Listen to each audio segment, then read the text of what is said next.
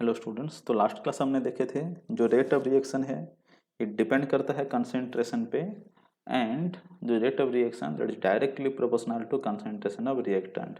तो रिएक्टेंट का कंसंट्रेशन जितना ज़्यादा होता है रिएक्शन का रेट भी उतना ज़्यादा होता है।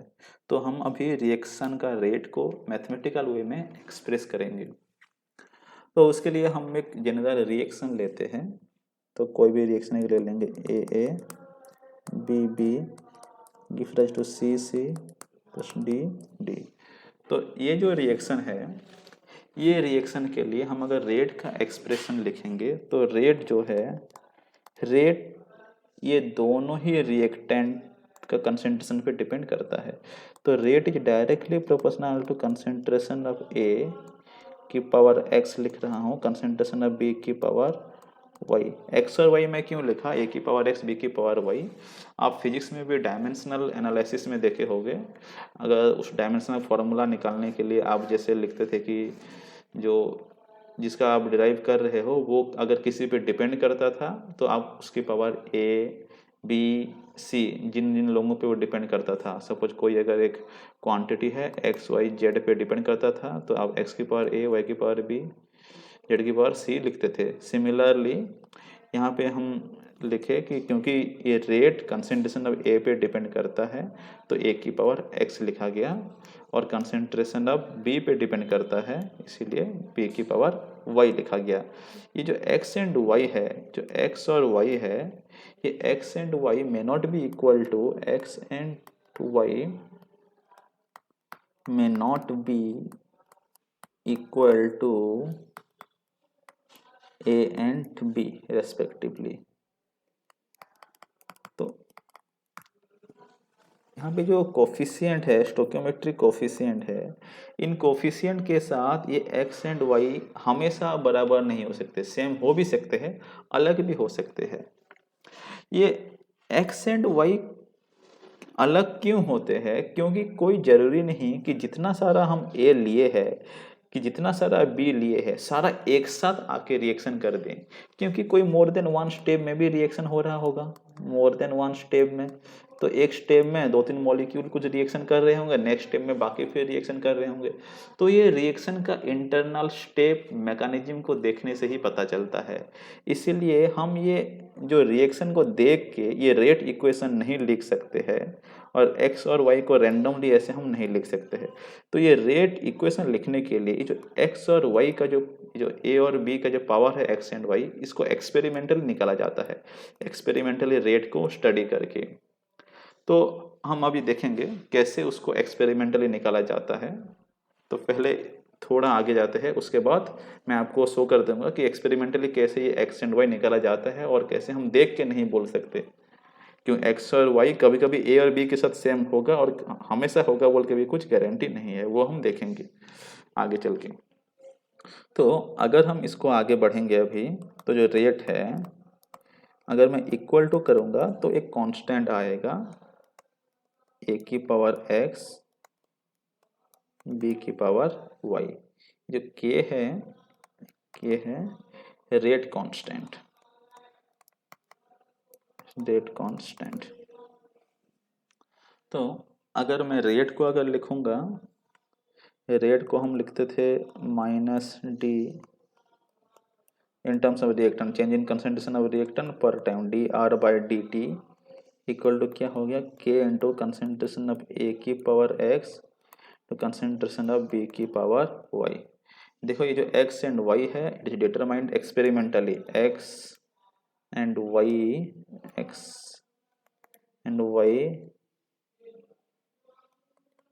Determined experimentally. कोई भी आप रिएक्शन को देख के ऐसा नहीं लिख सकते, ये एक्सपेरिमेंटली डिटरमाइन किया जाता है। अभी हम देखेंगे तो यहाँ पे मैं कुछ बॉक्स बना दिया हूँ, इसको आप इक्वेशन 1 में मेंशन करके रखिए, इसको आप इक्वेशन 2 में। तो अब हम देखेंगे ये एक्स एंड वाई जो ये रेट इक्वेशन है, ये रेट एक्सप्रेशन है आपका। तो ये एक्स एंड वाई एक्सपेरिमेंटली कैसे डिपेंड करता है और कैसे डिटरमाइन करते हैं एक्स एंड वाई को एक्सपेरिमेंट से, उसको हम देखेंगे। क्योंकि देख के हम ये नहीं बोल सकते कि कौन किसका कंसंट्रेशन कितना जल्दी चेंज हो रहा है, कितना टाइम लगा, तो एक्सपेरिमेंट करके ये सारा निकाला जाता है। चलो फॉर एग्जाम्पल यहाँ पे देखते हैं, ये आपका एनसीईआरटी बुक का एक एग्जाम्पल है। तो यहाँ पे देखिए, यहाँ पे एक रिएक्शन है, ये जो रिएक्शन है 2NO 2NO plus O2 gives rise to 2NO2। ये रिएक्शन के लिए एक कुछ डाटा दिया गया है। तो फर्स्ट जब एक्सपेरिमेंट किया गया तो NO का कंसेंट्रेशन लिया गया था 0.30, ये मोल पर लीटर में है कंसेंट्रेशन, और रेट का तो यूनिट आपको पता है। तो यहाँ पे कंसेंट्रेशन ऑफ NO दिया गया है, कंसेंट्रेशन ऑफ O2 दिया गया है, यहाँ पे इनिशियल रेट दिया गया है। तो हम अभी जो पढ़े, रेट किस पे डिपेंड करता है, रिएक्टेंट का कंसेंट्रेशन पे डिपेंड करता है, और एक्स और वाई को हमने देखा कि एक्सपेरिमेंटली निकाला जाता है। तो एक्सपेरिमेंटली कैसे निकाला जाता है वो अब हम देखेंगे।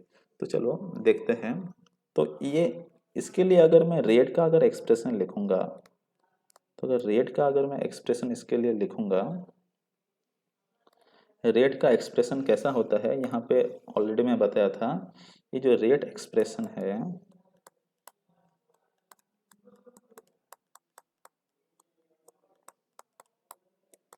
रेट एक्सप्रेशन में क्या होता है, जो रेट है equal to K into A की पावर एक्स इंटू बी की power Y. Rate equal to K into concentration of, जितना सारा रिएक्टेंट होंगे उनके ऊपर हम पावर देंगे, एक का पावर एक्स तो दूसरे का पावर वाई। तो सिमिलरली अगर हम इसके लिए लिखेंगे तो रेट जो है, रेट इक्वल टू हम लिख सकते हैं के इंटू एन ओ की पावर एक्स ओ टू की पावर वाई। ये एक्स और वाई का वैल्यू एक्सपेरिमेंटली डिटरमाइन होता है, ये मैं ऑलरेडी आपको बोला था। तो देखेंगे सपोज एक्सपेरिमेंट 1, ये सपोज रेट है, जो रेट है सपोज इसको हम R1 ले लेते हैं, ये रेट को R2 सेकेंड एक्सपेरिमेंट के लिए। थर्ड एक्सपेरिमेंट में जो रेट है इसको मैं R3 ले जा रहा हूँ। फोर्थ एक्सपेरिमेंट में जो रेट है इसको मैं R4 ले जा रहा हूँ। तो चाहे वो R1 हो कि R2 हो कि R3 हो, सबका रेट का एक जनरल फॉर्मूला होगा जो कि ये है। तो मैं ये लिख सकता हूँ फ्रॉम एक्सपेरिमेंट 1 ये लिख सकते हैं कि जो रेट है, रेट R1 इक्वल टू क्या दिया गया है 0.096 जो डाटा दिया गया है। NO का कंसेंट्रेशन का कितना डाटा दिया गया है 0.3, यूनिट है उनका, सबका यूनिट लिखना पड़ेगा। इसका है mole litre inverse second inverse, इसका मोल लीटर इनवर्स। O2 का कंसेंट्रेशन क्या दिया गया है एक्सपेरिमेंट 1 में, ये भी दिया गया है 0.3 मोल लीटर इनवर्स। तो ये डाटा दिया गया है। तो अगर हम लिखेंगे रेट R1 इक्वल टू क्या हो जाएगा के इंटू NO की पावर x O2 की पावर y। तो यहाँ पे सारा वैल्यू को अगर हम पुट कर देंगे तो R1 का वैल्यू आएगा 0.096 equal to K into NO का वैल्यू है 0.3 की पावर x, यहाँ पे O2 का भी 0.3 की पावर y। इसको आप इक्वेशन 1 रखिए। सिमिलरली अगर हम एक्सपेरिमेंट 2 के लिए लिखेंगे, एक्सपेरिमेंट 2 में देखिए NO का 0.6 है, O2 का 0.3 है, यहाँ पे 0.384। तो अगर एक्सपेरिमेंट 2 के लिए लिखेंगे, फॉर एक्सपेरिमेंट 2 अगर हम लिखेंगे तो R2 इक्वल टू क्या हो जाएगा, सेम आएगा के इंटू NO की पावर x O2 की पावर y। R2 का वैल्यू कितना दिया गया है, यहाँ पे R2 का वैल्यू दिया गया है 0.384। तो R2 इक्वल टू है यहाँ पे 0.384 इक्वल टू NO। एक्सपेरिमेंट 2 में NO का कंसेंट्रेशन कितना दिया गया है यहाँ पे 0.6 के इंटू 0.6 की पावर x, और O2 का कंसेंट्रेशन कितना दिया गया 0.3, तो 0.3 की पावर y। इसको चलो हम दे देते हैं इक्वेशन 2। सिमिलरली अगर हम लिखेंगे डायरेक्टली, सिमिलरली फॉर एक्सपेरिमेंट 3 अगर हम लिखेंगे, ये R3 आएगा। एक्सपेरिमेंट 3 के लिए R3 है 0.192। यहाँ पे आप देखिए एक्सपेरिमेंट 3 के लिए R3 equal to 0.192 equal to K रहेगा, कंसंट्रेशन ऑफ NO की पावर X, लेकिन कंसंट्रेशन ऑफ NO है कितना 0.3 और O2 कितना है 0.6। तो हम ये लिख सकते हैं एक्सपेरिमेंट 3 के लिए 0.3 की पावर X 0.6 की पावर Y, इसको आप इक्वेशन 3 दे दीजिए। फिर एक्सपेरिमेंट 4 को आप देखिए, एक्सपेरिमेंट 4 में R4 है, रेट है 0.768 और दोनों ही 0.6 है, NO एंड O2 का कंसेंट्रेशन। तो लिख सकते हैं फॉर एक्सपेरिमेंट 4 ये आ जाएगा 0.768 इक्वल टू K इंटू 0.6 की पावर X 0.6 की पावर Y, इसको दे दीजिए 4। तो हमारे पास अभी 4 इक्वेशन है 1 2 3 4। ये 4 इक्वेशन को यूज करके हम X और Y का डाटा निकालना है, क्योंकि इसमें एक एक्सपेरिमेंट कंडक्ट किया गया है और उसका रेट दिया गया है, कंसंट्रेशन दिया गया है। तो अगर हम देखेंगे, देखो X और Y का वैल्यू निकालने के लिए हमें क्या करना पड़ेगा। सपोज हम Y का वैल्यू निकालेंगे तो हम X वाला टर्म को कैंसिल करना पड़ेगा, और X का वैल्यू निकालेंगे तो Y वाला टर्म को कैंसिल करना पड़ेगा। तो सपोज हम डिवाइड करते हैं इक्वेशन 2 और इक्वेशन 3 को, तो इक्वेशन 2 और इक्वेशन 3 को, इक्वेशन 3 में क्या है यहाँ पे, इक्वेशन 3 में इक्वेशन 3 में थोड़ा यहाँ पे मिस्टेक हुआ है। इक्वेशन 3 में अगर आप देखेंगे, इक्वेशन 3 में है 0. ठीक है, अगर आप देखेंगे, अगर हम इसको सॉल्व करना चाहेंगे तो इक्वेशन आप 1 को लीजिए। तो देखिए अगर हम डिवाइड करेंगे 1/3 करेंगे, 1/3 करने से क्या होगा, यहाँ पर जो x का जो टर्म है, x वाला जो टर्म है, देखिए 0.3 की पावर x है 3 में, और 1 में भी क्या है 0.3 की पावर x। दोनों को डिवाइड करने से क्या होगा, ये x वाला टर्म कट जाएगा और हमारे पास खाली y वाला टर्म रहेगा, तो हम y उधर से निकाल देंगे। तो चलो हम डिवाइड करते हैं, डिवाइडिंग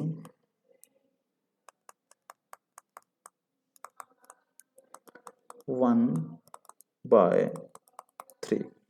तो 1 में हमारा है, तो लेफ्ट साइड वाला लेफ्ट साइड में डिवाइड होंगे, इक्वल टू का राइट साइड वाले राइट साइड में डिवाइड होंगे। तो 0.096/3 का यहाँ पे है 0.192, 1 का है 0.096 और 3 का है 0.192, 0.192 इक्वल टू यहाँ पे 1 का है K इंटू 0.3 की पावर X इंटू 0.3 की power Y by K into यहाँ पे 3 में है 0.3 की पावर X इंटू 0.6 की पावर Y। तो इसको अगर हम सॉल्व करेंगे, ये हो जाएगा 1/2। अभी देखिए ये कैंसिल हो गया, के कैंसिल हो जाएगा, ये कैंसिल, ये कैंसिल, ये भी कैंसिल, ये भी कैंसिल।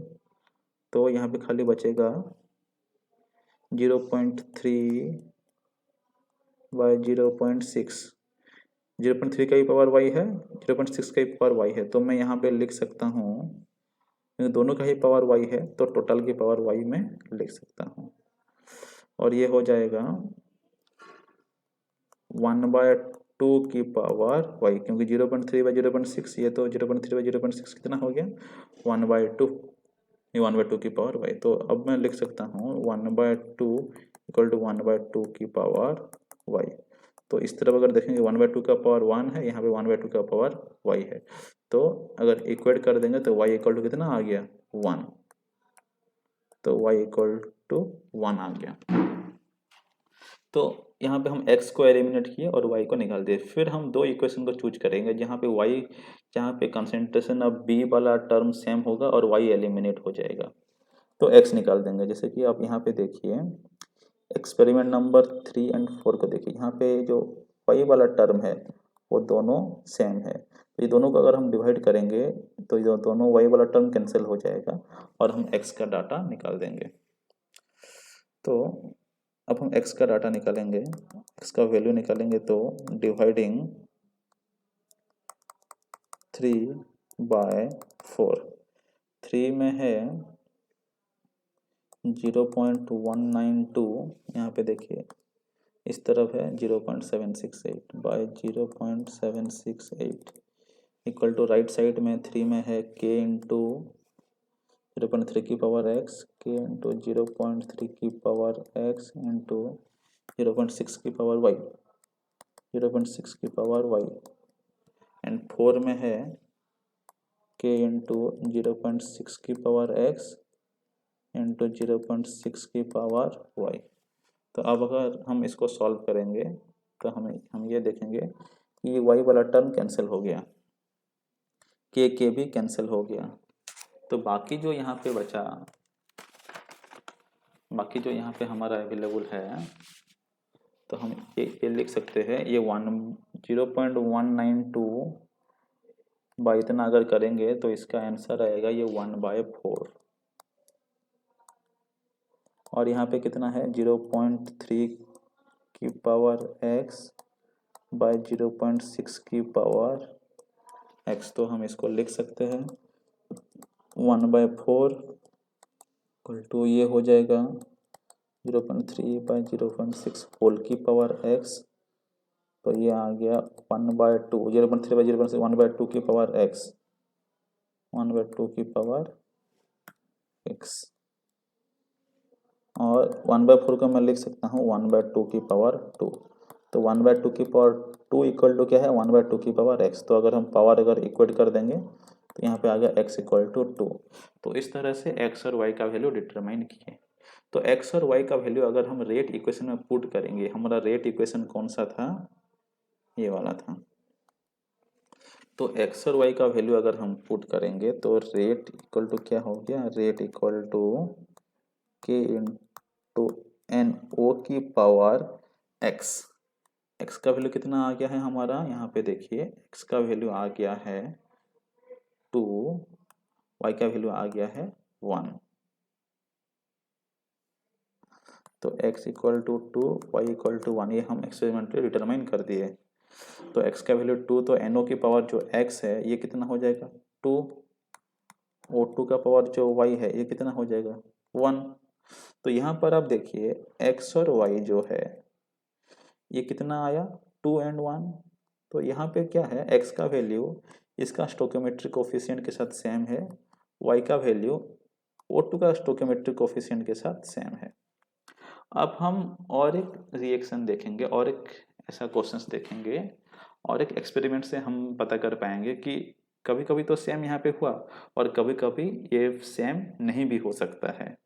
यहाँ पे क्या हुआ, जो x और y का वैल्यू है that is exactly equal to the stoichiometric coefficient of the reactants, लेकिन ये हमेशा नहीं होता है, मैं आपको बोला था। तो अब हम सेकंड क्वेश्चंस में जाएंगे जिससे कि हमें क्लियरली पता चल जाएगा कि हमेशा ये सेम नहीं होता है बोल के। तो चलिए देखते हैं सेकंड एक्सपेरिमेंट में। तो एक इम्पोर्टेंट क्वेश्चन है, आप ऐसा क्वेश्चन भी आता है, आप इसको लिख के रखना। तो सेकंड एक्सपेरिमेंट है यहाँ पे एक रिएक्शन दिया गया है 2a plus B gives rise to c plus d। तो इसको हम डिटरमाइन करेंगे x का वैल्यू इस रिएक्शन से, और हमें क्लियरली पता चलेगा कि x और y का वैल्यू हमेशा स्टोकियोमेट्रिक कोफिशिएंट के साथ सेम होता है कि नहीं होता है। तो यहाँ पर जो रिएक्शन है देखिए 2a plus B gives rise to c plus d। मैं अगर रेट एक्सप्रेशन अगर इनके लिए लिखूंगा तो रेट इक्वल टू क्या हो जाएगा, k इंटू ए की पावर x हो जाएगा एंड b की पावर y हो जाएगा। तो एक्सपेरिमेंट नंबर 1 को अगर हम देखेंगे, एक्सपेरिमेंट 1 से तो ये पहला वाला रेट को R1 ले लेते हैं, दूसरा को R2 ले लेते हैं, तीसरा को R3 ले लेते हैं, फोर्थ एक्सपेरिमेंट का रेट को R4 ले लेते हैं। तो पहला वाला में रेट R1 इक्वल टू इसमें दिया गया है 6 इंटू 10⁻³ ए का कंसंट्रेशन दिया गया है यहाँ पे 0.1, बी का कंसंट्रेशन दिया गया है 0.1।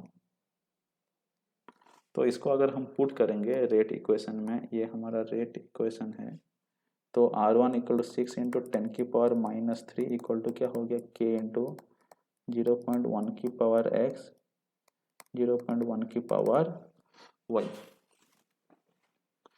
तो इसको चलो इक्वेशन 1 दे देते हैं। सिमिलरली फॉर एक्सपेरिमेंट 2 को अगर के लिए हम लिखेंगे, एक्सपेरिमेंट 2 के लिए हम क्या लिख सकते हैं, रेट का तो वैल्यू है 7.2 into 10⁻² equal to k into क्या हो जाएगा, यहाँ पे 0.3 0.2 दिया है, 0.3 की पावर x, यहाँ पे 0.2 की पावर y। फॉर एक्सपेरिमेंट 3 के लिए इसको इक्वेशन 2 दे दीजिए।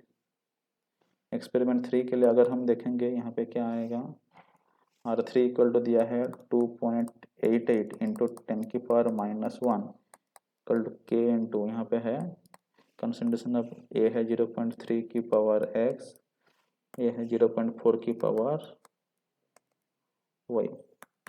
अब एक्सपेरिमेंट 3 दे दीजिए। एक्सपेरिमेंट 4 के लिए अगर हम देखेंगे, एक्सपेरिमेंट 4 में यहाँ पे है R4 का वैल्यू है 2.40 into 10⁻² into 10⁻² equal to k into 0.4 की पावर x 0.1 की पावर y। इसको आप इक्वेशन 4 दे दीजिए और ये 4 इक्वेशन से हम x और y का वैल्यू निकालेंगे।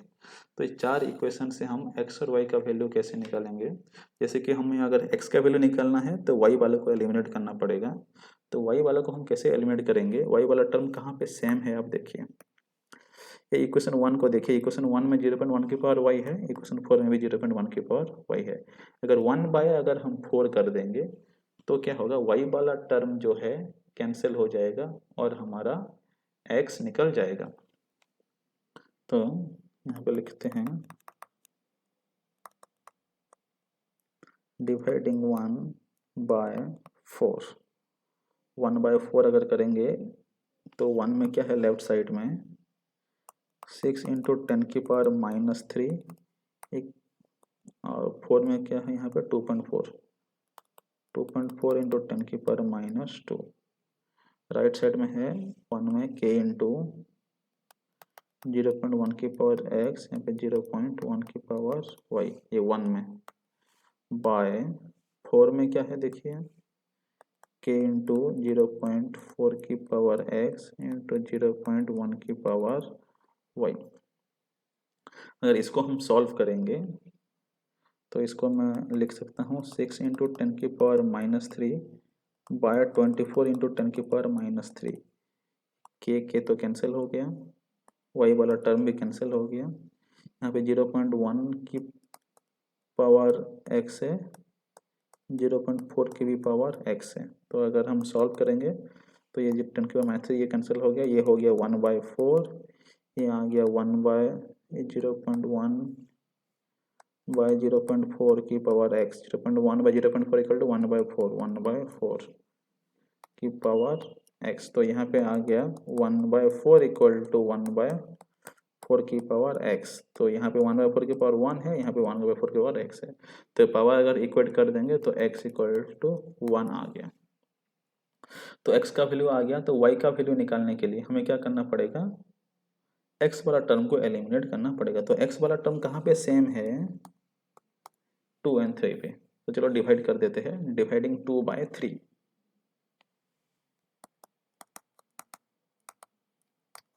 डिवाइडिंग 2/3। तो 2 का देखो लेफ्ट साइड में क्या है 7.2 10 की पावर -2, यहाँ पे 2.88 इंटू 10 की पावर -1।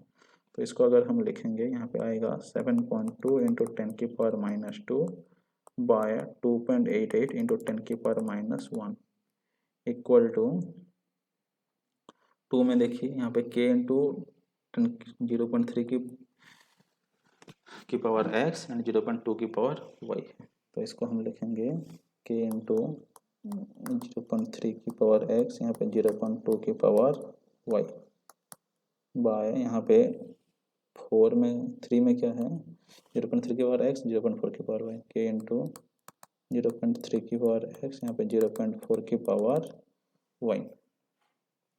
तो इसमें x वाला टर्म देखो कैंसिल हो जाएगा, तो इस तरफ ये आ जाएगा, इसको 7.2 इंटू 10 की पावर -2 किया, ये इसको 28.8 इंटू 10 की पावर -2 किया, तो ये इस तरह जो 0.2 की पावर y है 0.4 की पावर y है, तो ये दोनों का ही पावर y आ जाएगा।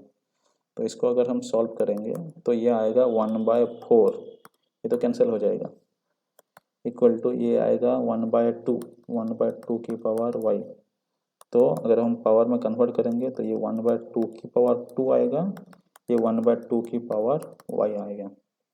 तो यहाँ पे क्या हो रहा है, पावर इक्वल करने से y इक्वल कितना आ गया 2।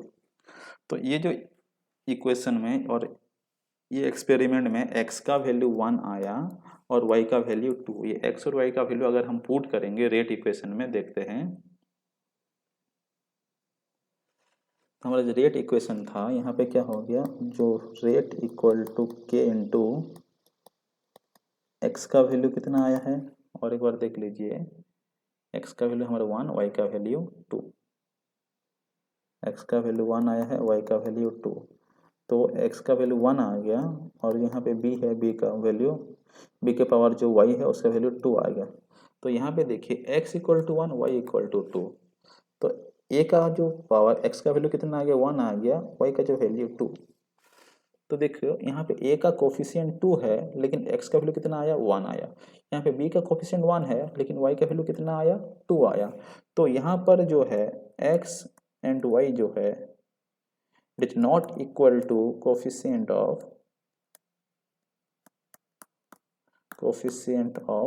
a and b। तो वही मैं आपको बताया था कि x और y जो है पहला वाला क्वेश्चंस में दोनों सेम थे, X and Y coefficient same थे, लेकिन यहाँ पे सेम नहीं होंगे। तो कोई गारंटी नहीं कि जो कंसंट्रेशन टर्म के ऊपर जो पावर एक्स एंड वाई आएगा वो हमेशा स्टोइकियोमेट्रिक कोफिशिएंट के साथ सेम होगा बोल के। तो हम क्लियरली यहाँ पे लिख सकते हैं कि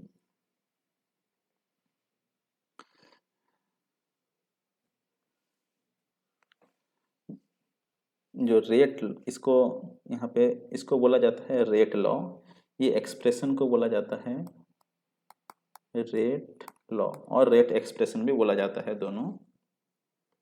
तो और हमें क्या पता चला, एक्स और वाई का वैल्यू हमेशा एक्सपेरिमेंटली ही निकाला जाता है।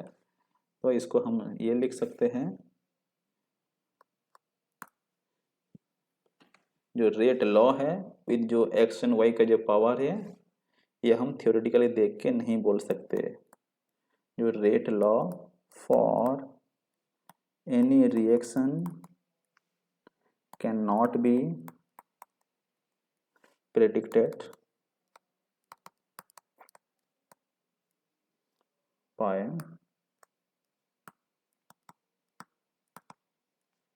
merely looking at balanced chemical equation.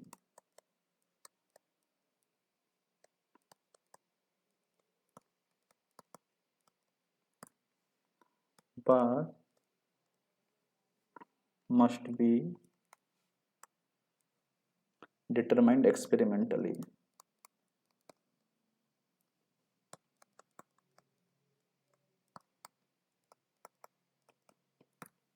हमेशा एक्सपेरिमेंटली डिटरमाइन किया जाता है। तो जो रेट लॉ है,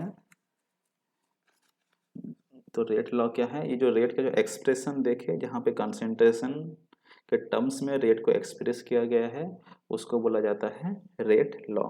अगर हम इसको डिफाइन करेंगे रेट लॉ को,